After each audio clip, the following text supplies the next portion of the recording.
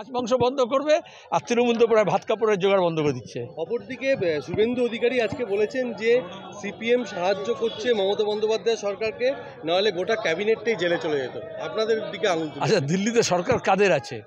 এই চাকরি হারা, এই চাকরি যারা নিয়ে বঞ্চিত, তারা 2014 থেকে বিজেপি সরকারের মন্ত্রীদের কাছে, দিল্লিতে প্রধানমন্ত্রীর কাছে এবং এমপিদের কাছে দিয়েছে দাবিপত্র।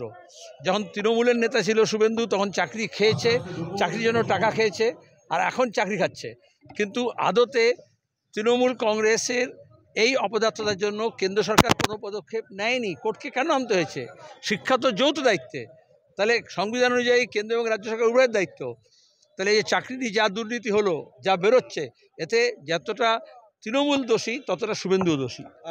আপনাদের উপর দায় চাপাচ্ছে যে আপনারা নাকি কোটা। সবচেয়ে মজা হচ্ছে তৃণমূলকে জিজ্ঞেস করলে বিজেপির সঙ্গে সিপিএমের নাম বলবে, বিজেপিকে জিজ্ঞেস করলে তৃণমূলের সঙ্গে সিপিএমের নাম বলবে। সুতরাং তো ভালো, মরার সময় লোকে রাম নাম বলে, ওরা এখন মরার আগে সিপিএমের নাম বলছে। আর মুর্শিদাবাদের পরিস্থিতি নিয়ে কি বলবেন? এরকম তো হওয়ার কথা ছিল না। ওয়াকফ আইন খুব পরিকল্পিতভাবে বিজেপি তার রাজনৈতিক স্বার্থে নিয়ে এসছে সংশোধন।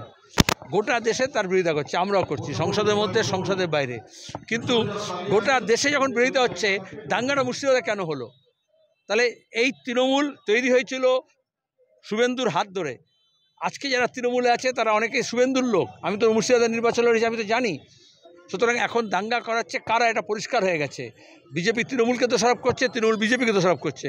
কিন্তু আসলে তোড়ামূল বা বিজেমূল যাকে বলে আর কি, যে হাফ বিজেপি হাফ তৃণমূল, তারা মিলে তো এটা করছে। তা নাহলে ওয়াকফ বিরোধী যে গোটা দেশে গণতান্ত্রিকভাবে আন্দোলন হচ্ছে, সেটাকে মাঠে মেরে দিচ্ছে। এবং চাকরিহারাদের যে কান্না, তাদের যে লড়াই, সেটাকে ধুয়ে মুছে সাফ করার জন্য বিজেপি আর তৃণমূল মুর্শিদাবাদের দাঙ্গা তৈরি করছে, সংগঠিত করছে, এবং পুলিশ প্রশাসনকে দিয়ে মমতার যে সুযোগ করে দিয়েছেন। শুভেন্দু অধিকারী তো একসময় বিজেপি তৃণমূলের দায়িত্ব ছিল মুর্শিদাবাদে। এখন যে সে তৃণমূল নয়, কে বলবে? তার গ্যারান্টি তুমি দিতে পারবে? এখন যে সে তৃণমূল নয়, তার গ্যারান্টি তুমি দিতে পারবে? কে কার ঝান্ডা ধরছে কখন তুমি বুঝতে পারছো? কোন জামা পরে আছে, কবে জামা পাল্টাবে? তাহলে এই যে অশান্ত পরিস্থিতি, সাধারণ মানুষের জীবন বিপন্ন হচ্ছে এবং কেন্দ্রীয় বাহিনী নামাতে হচ্ছে। কেন্দ্র এবং রাজ্য সরকার উভয় দায়ী। রাজ্য সরকার, পুলিশ প্রশাসন অপদার্থ ছিল। মমতা ব্যানার্জিকে জিজ্ঞেস করলে বলবে একটু করতে দিয়েছি, সময় দিয়েছি। আর নামে হচ্ছে রাজ্যের তৃণমূলের সরকার, কিন্তু আদতে পুলিশ প্রশাসনের একটা বড় অংশ এখন বিজেপির কাছে জমা হয়ে গেছে। তারা চাকরিজীবীদের লাথি মারতে পারে, তারা শিক্ষকদেরকে, চাকরিয়াদেরকে লাথি মারতে পারে, তারা মীনাক্ষীদের নামে মিথ্যা মামলা করতে পারে, কিন্তু ধর্ষক এবং দাঙ্গাবাজদের ধরতে পারে না। এটা তো পরিষ্কার। এটা কি পুলিশের ব্যর্থতা? অবশ্যই পুলিশ মন্ত্রী মমতা, তার ব্যর্থতা, তৃণমূল সরকারের ব্যর্থতা, পুলিশের অপদার্থতা।